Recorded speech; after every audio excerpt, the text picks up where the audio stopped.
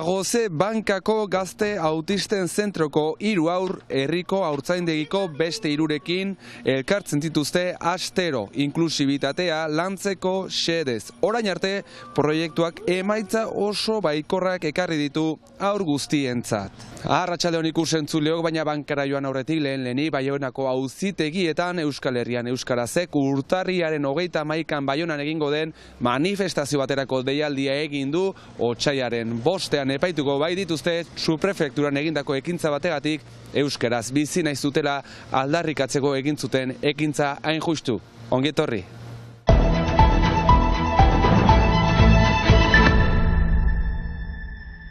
Euskal Herrian euskaraz elkarteak manifestazioa deitu du urtarrilaren 31an, Baionan, eguerdiko 12etan, departamentuaren egoitza aitzinean, justuki, otsailaren 5ean, 4 militante epaituko bai dituzte. Artekoetako departamentuak Baionandeko egoitzan euskaraz bizi nahi dugu leloa margotu genuelako. Baionako epaitegian egindako agerraldian oroitarazi dute azken hilabeteetan bertan epaitu diren hainbat herritarri orotara 17 euskaraz deklaratzea eragotzi zaiela eta horrek bigarren mailako herritar bihurtzen dituela. Beren hizkuntzan mintzatzea eragozten zaielako eta gainera erabaki horrek ez duela arrazoi juridikorik. 1984an hemen bertan epaituak izan ziren 4 abertzale eta epaitegi hartan euskaraz deklaratu ahal izan zuten itzultzaile batekin. Beraz hor kontradikzioa handiak badira, zeren ber legedipean garai batean posible izan zena, orain ez da posible. Nazio zapalkuntza jasaten dugu eta horren ondorio zuzena da bai hizkuntza eta kultur zapalkuntza. Eta hori agerian utzi nahi dugu eta hori salatu nahi dugu bai. Otsailaren 5eko epaiketan 4 auziperatuek euskaraz deklaratu nahi dutela eskatzeko gutuna eraman dute auzitegira, gainontzean uko egingo diote deklaratzeari.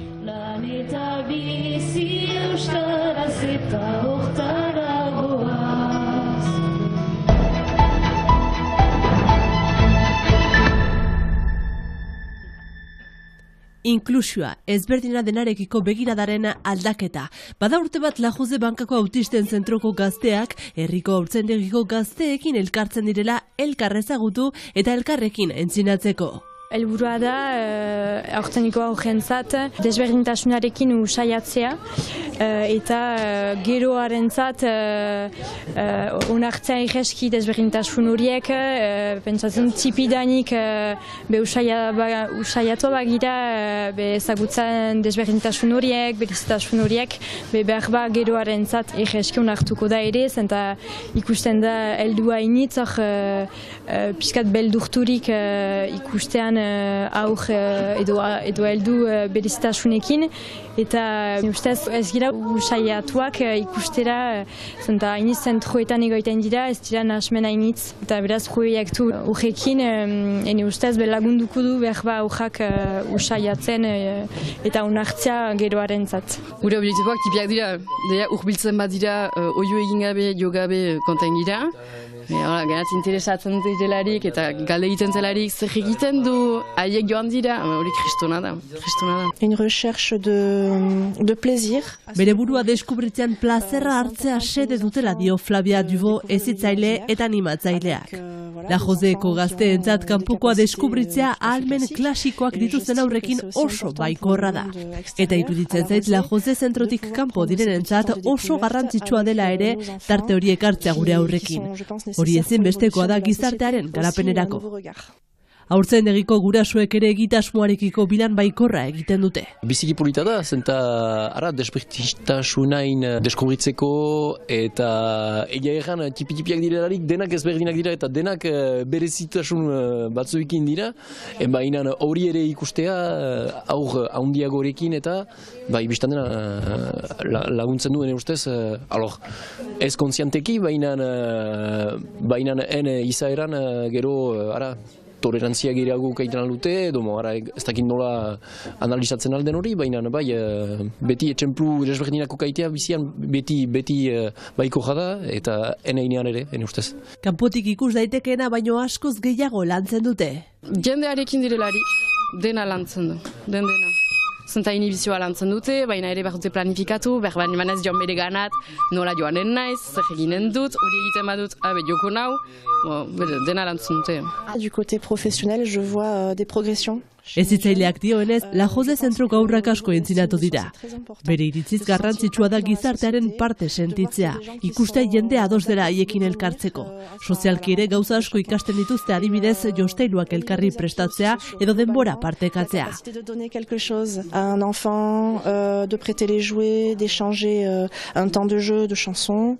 Haur hauek naiz eta ez diren elkar ukitzen asko komunikatzen dute begiradaren bidez. Begiru gozoa da, untsa jostatzen dira, badira igia initz elgarren artean, astapenean beldur tipi batzu izan dira, aurrak pixkat behaketan ziren, eta batzutan pixkat beldurtzen aldira, eta jozeko aurrak gaiten dituzte gestu pixkat bruskoak edo oiuak edo ora, beraz pixkat astapenean impresionatuak ziren, eta pixkat beldurturik, baina ditean, eta gu ere hor ginen esplikatzeko aurrei eta lasaitzeko eta hitzak pausatzeko horren gain eta dugu ditean lasaitu dira eta sinezuntza jostatzen dira denek elgarrekin. Elbarritasuna zerbait beldurgarria izan daiteke soinu, keinu edo gorputz ezberdinengatik, baina horrek ez du esan nahi zerbait txarra denik. Etorkizunari begira proiektua sakontzen segitu nahiko lukete, esan bezala ezberdina den horri beste begirada batekin so egiteko.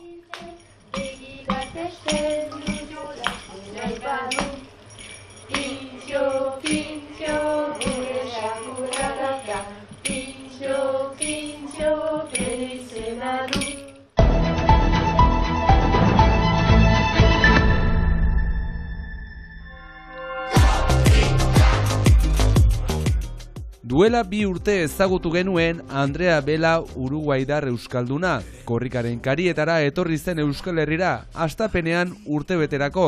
Orain 2 urte beranduago eta Euskal Herrian finkaturik, Euskara eta Biok liburua plazaratu berri du. Nire euskararekiko ibilbidea kontatzeko, askotan galdera berbera egiten zidatean. Nola, zergaitik euskara ikasten duzu eta han Uruguain bizi zarenez eta hori arraroa, zen nik ez dut arbaso euskaldunik, eta orduan pixkat bitxia eta euskaldun horri erantzuteko beti geratu zitzaidan ideia zerbait egiteko.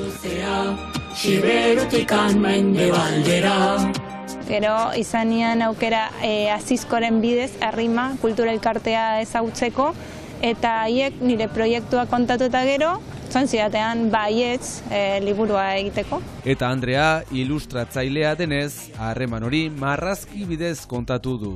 Gero liburua egiteko, pentsatu nian norbait hitza jartzeko nire liburuari, eta horretarako hain izen Madariaga Mutular, zenpertarra, laguna dudana, eskatu nian berari egiteko eta bere euskara ederrean jarri zion hitza nire liburuari.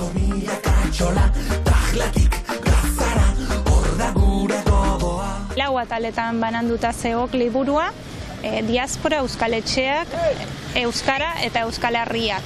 Eta nire bidea azten duk euskaletxeak ataletik aitzin.